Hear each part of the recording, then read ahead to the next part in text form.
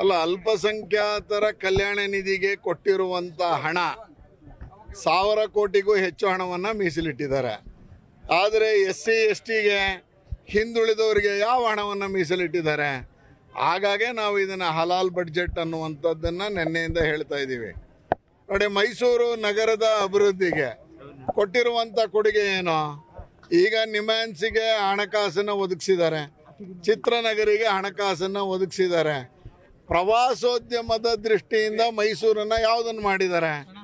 ಆ ಎಲ್ಲದರ ಹಿನ್ನೆಲೆಯಲ್ಲಿ ನಾವು ಇವತ್ತು ಈ ಒಂದು ಬಡ್ಜೆಟ್ಟು ಮೈಸೂರು ನಗರಕ್ಕೂ ಅಲ್ಲ, ಏನು ಕಲಬುರಗಿ ಮತ್ತು ಮೈಸೂರು ಬೆಂಗಳೂರನ್ನು ಇಟ್ಕೊಂಡು ಸಮಗ್ರವಾಗಿ ಕರ್ನಾಟಕದ ಅಭಿವೃದ್ಧಿಯನ್ನು ಮಾಡೋದಕ್ಕೆ ಹೊರಡಬೇಕಾದಂಥ ಮುಖ್ಯಮಂತ್ರಿಗಳು ಕೇವಲ ಘೋಷಣೆಗಳ 31 ಘೋಷಣೆಗಳನ್ನು ಮೈಸೂರಿಗೆ ಕೊಟ್ಟಿದ್ದಾರೆ. 50 ಲಕ್ಷ ರೂಪಾಯಿ ಹಣವನ್ನು ಡಿಜಿಟಲೀಕರಣಕ್ಕೆ ಕೊಟ್ಟಿರುವಂಥ ಸರ್ಕಾರ ವೈಟ್ ಟ್ಯಾಪಿಂಗಿಗೆ 393 ಕೋಟಿ ರೂಪಾಯಿ ಕೊಟ್ಟಿದ್ದೀವಿ ಮೈಸೂರಿಗೆ ಅಂದರು. ಅದರ ಬಗ್ಗೆ ಬಡ್ಜೆಟಲ್ಲಿ ಪ್ರಸ್ತಾಪ ಆಗಿಲ್ಲ. ಫೈನಾನ್ಸ್ ಡಿಪಾರ್ಟ್ಮೆಂಟು ನಗರಾಭಿವೃದ್ಧಿ ಇಲಾಖೆಗೆ ಬರೀತಾರೆ 393 ಕೋಟಿ ರೂಪಾಯಿ ಲೋಕೋಪಯೋಗಿ ಇಲಾಖೆಯಿಂದ ಆಗಿದೆ. ಆದರೆ 100 ಕೋಟಿ ರೂಪಾಯಿಯನ್ನು ಮೈಸೂರು ನಗರದ ಮೂಡಾದಿಂದ ತಗೋಬೇಕು.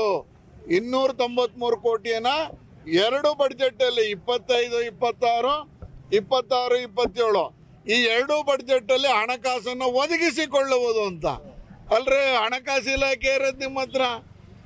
ಹಣಕಾಸು ಇಲಾಖೆಯ ಏನು ಅದಕ್ಕೆ ಅಧೀನ ಕಾರ್ಯದರ್ಶಿ ನಗರಾಭಿವೃದ್ಧಿ ಇಲಾಖೆ ಅಧೀನ ಕಾರ್ಯದರ್ಶಿಗೆ ಬರ್ತಾರೆ.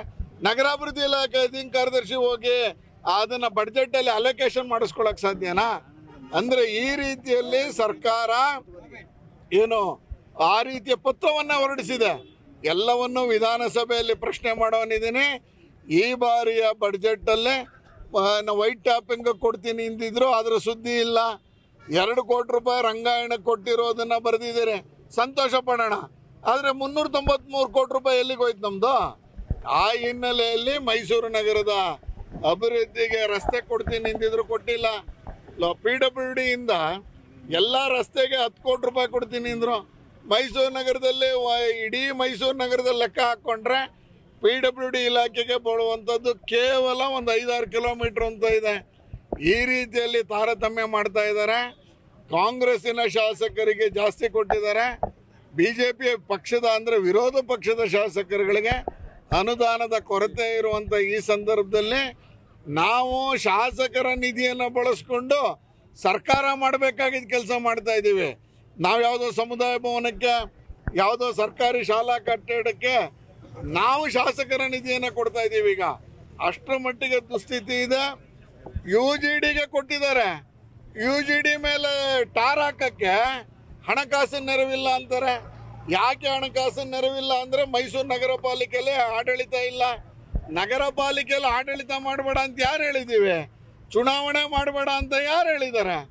ನಿಮ್ಮಗಳ ತಪ್ಪಿನ ಕಾರಣಕ್ಕೆ ಇವತ್ತು 15th ಫೈನಾನ್ಸ್ ಹಣ ವಾಪಸ್ ಹೋಗಿದೆ.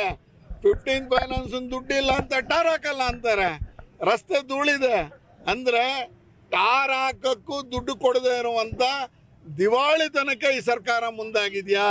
ಆರ್ಥಿಕವಾಗಿ ಅಷ್ಟೊಂದು ದಿವಾಳಿ ಆಗಿದೆಯಾ ನೀವು? ಇದೆಲ್ಲವನ್ನು ಸೋಮವಾರ ಮಂಗಳವಾರ ಪ್ರಶ್ನೆ ಮಾಡೋರಿದ್ದೀವಿ.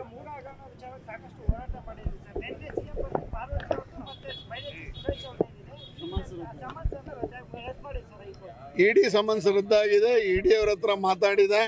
ಬರುವಂಥ ದಿವಸಗಳಲ್ಲಿ ಇದನ್ನು ಕಾನೂನು ಹೋರಾಟ ನಡೆಯುತ್ತೆ. ಈಗ ಏನು ಹೈಕೋರ್ಟಿನ ನ್ಯಾಯಮೂರ್ತಿಗಳ ಎದುರುಗಡೆ ಏನು ವಜಾ ಆಗಿರುವಂಥದ್ದನ್ನು ಮೇಲ್ಮನವಿ ಸಲ್ಲಿಸ್ತೀವಿ. ಸುಪ್ರೀಂ ಕೋರ್ಟ್ವರೆಗೂ ಹೋರಾಟ ಇದ್ದೇ ಇದೆ. ಮೂಡಾ ಪ್ರಕರಣ ಒಂದು ತಾರ್ಕಿಕ ಅಂತ್ಯ ಕಾಣೋ ತನಕ ಹೋರಾಟವನ್ನು ಮುಂದುವರಿಸ್ತೀವಿ.